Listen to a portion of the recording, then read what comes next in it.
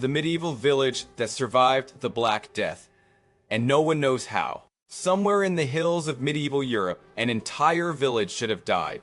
Every neighboring town lost half its people. Every road leading toward it was lined with the dead. And yet, when the plague finally passed, this one small cluster of houses stood untouched. Not one grave, not one funeral, not one name added to the parish book. You are walking its narrow lanes now. Smoke curls quietly from every chimney. Children play in the square. An old woman kneads bread as if the world beyond the hills has not just collapsed. And somewhere in a room you have not yet found, someone knows exactly why this village is still alive when almost no one else is. This wasn't luck. This wasn't a miracle in the way you're thinking. What kept these people breathing was something so strange, so quietly deliberate, that for centuries afterward, no chronicler dared write it down in plain words. And tonight, we're going to find out what it was. Welcome to Medieval Secrets Unlocked, a village that should not exist. Picture yourself as a traveler in the years the plague was tearing through Europe. You have walked for weeks. You have passed through towns where the doors are marked with white crosses and no one answers your knock. You have crossed fields where the crops rot untended because there is no one left to bring them in. The stench of death has become so constant that you no longer notice it until the wind shifts. And then, one evening, you crest a hill. Below you, in a small green valley, lies a village. And something about it is wrong. Not wrong in the way the other villages have been wrong. There is smoke from the chimneys. There is the distant sound of a hammer on wood. There are voices, actual living voices, drifting up from the square. You have not heard living voices in days. You stand there on the hilltop, and you cannot understand what your own eyes are showing you. You walk down. You expect to be turned away at the gate. Instead, a man in plain clothes looks at you carefully, asks you 3 quiet questions, and then, only then, waves you inside. Behind you, you hear the gate close and a wooden bar slide into place. You are safe. For the first time in weeks, you are safe. That night, sitting by a fire in a stranger's house, eating warm bread you have not seen the equal of in months. You begin to notice things. Small things. Strange things. Things this village is doing that no other village is doing. And you begin to understand, slowly, that their survival is not an accident. But to understand how they did it, we need to go back to the moment the plague first arrived. The moment the world started dying. Long before this traveler arrived, the plague had come to Europe. You already know that part of the story. But you may not know what it looked like from inside a small village on the day the news first reached it. Picture a rider coming up the road at full gallop, his horse foaming, his cloak torn. He does not stop to speak to the fields. He rides straight to the church, throws himself off the saddle, and begins hammering on the priest's door. Within minutes, the church bell is ringing. Not the slow toll of a funeral. The fast, panicked ringing of an emergency. No one has a name for yet. The villagers gather. The rider speaks. He tells them what he has seen in the cities to the south. Bodies in the streets. Doctors who refuse to enter houses. Priests dying at the bedsides of the sick. Disease that kills within days, that no herb, no prayer, no bloodletting can stop. He tells them it is coming.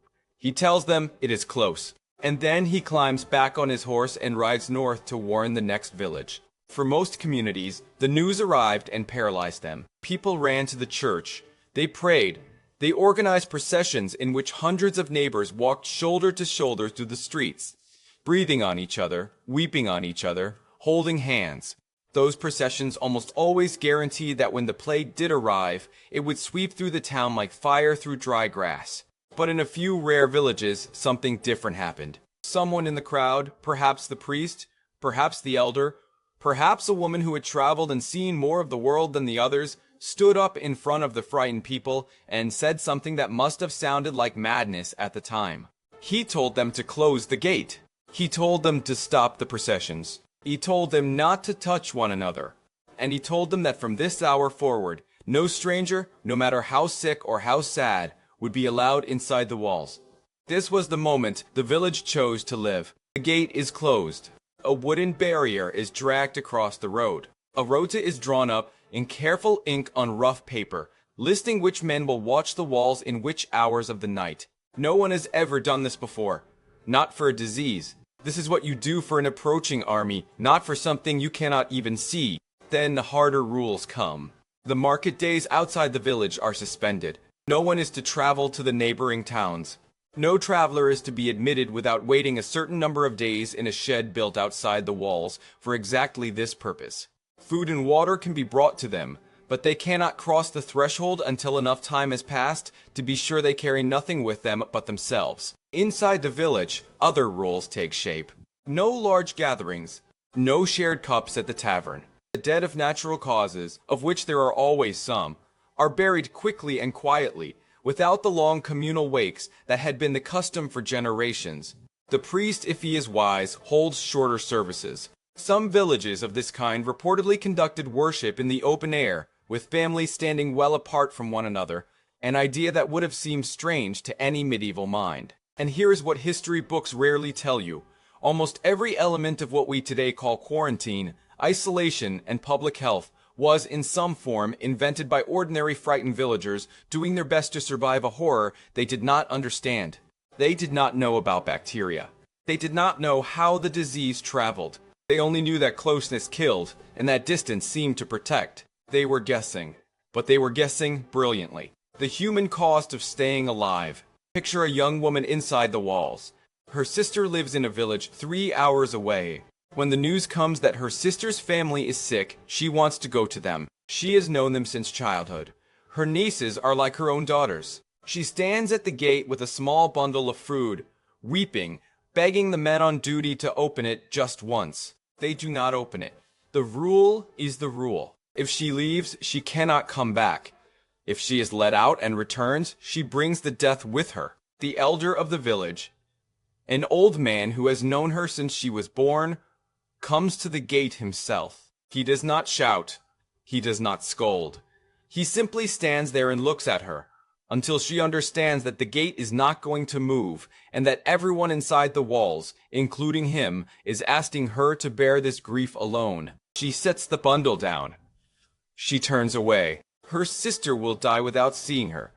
Her nieces will die without a familiar hand to hold, and she will carry that weight for the rest of her life, in exchange for the fact that her own children and her neighbors' children will live to see another harvest. This was the true cost of survival, not just discipline, not just clever rules, the willingness of ordinary human beings to close a gate on the people they love most in the world, to choose the living inside over the dying outside, to become for a while something that felt almost inhuman in order to remain human at all. The plague did not only kill people. It forced people to choose who to save, and the villages that survived were often the ones whose choices, when the story is honestly told, are not easy to read about today. What legend got wrong? Now here is where everything you have been told about these surviving villages needs to be turned upside down. For centuries, when people spoke of a village that escaped the Black Death, they reached for supernatural explanations. It was a saint's protection. It was a holy relic hidden in the church. It was the special piety of the villagers, whose prayers were louder than their neighbors. Miracle stories grew around these places like moss on old stone.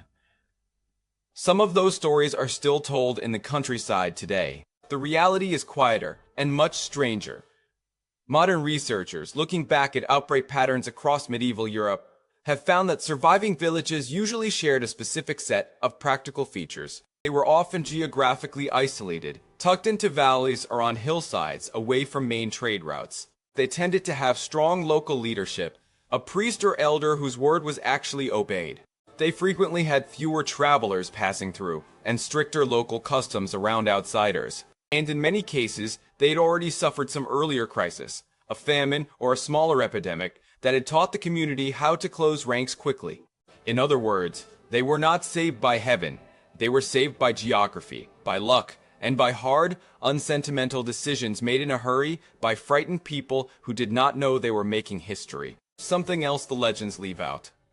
Not every surviving village was gentle to itself while it survived. Some drove out newcomers with violence. Some refused entry to their own neighbors returning from other towns. Some hoarded food while people starved, just beyond their walls. The stories were later smoothed over into miracles, because miracles are easier to sing about than choices that involved turning away starving children at a locked gate. The truth is stranger than the myth, and in many cases it is much harder to admire. Now imagine the day the plague finally passes. Word reaches the village slowly. A trader on the road, kept at a distance from the walls, calls up the news.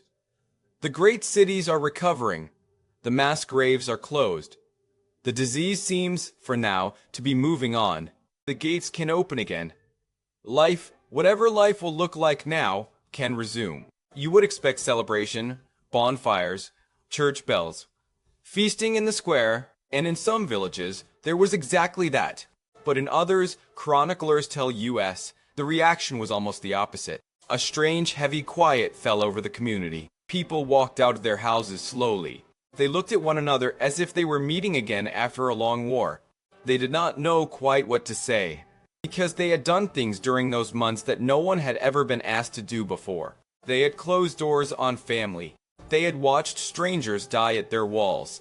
They had, in some cases, buried loved ones without the proper rites, in order not to gather a crowd. Now that the danger was passing, all of that had to be carried in silence for the rest of their lives. Many of these villages made a quiet decision after the plague. They did not write down what they had done. They did not describe the rules they had followed. They did not name the people they had turned away. The parish books were left carefully vague. The elders' decisions were remembered only in whispers. That is why so few of these stories survive in detail. Not because nothing happened, but because what happened was too heavy, too complicated, too morally uncomfortable to preserve. The village had chosen to live, and part of the price of that choice was to never fully explain how. The silence lasted centuries. In some places, it has still not been broken. Step out of the village now. Walk back up the hill. Look down one more time at the smoke rising from those chimneys, at the small figures moving in the square, at the closed gate that saved them. You might think a story like this belongs safely in the medieval past. Sealed villages, locked gates, choices no one wants to remember. Surely we tell ourselves, the modern world does not force people into decisions like this anymore. Surely we have grown out of it. But look closer at your own century. We have all lived, in recent years, through a version of the same story. Doors closed against neighbors. Elderly relatives dying without family beside them. Whole cities standing empty because their people had chosen distance over closeness. Rules that felt cruel and felt necessary at the same time. Choices that saved lives and left wounds that will not heal in a single generation. The medieval village that survived the plague is not a foreign country. It is a mirror. It shows us what human beings actually do when a great sickness comes for the world.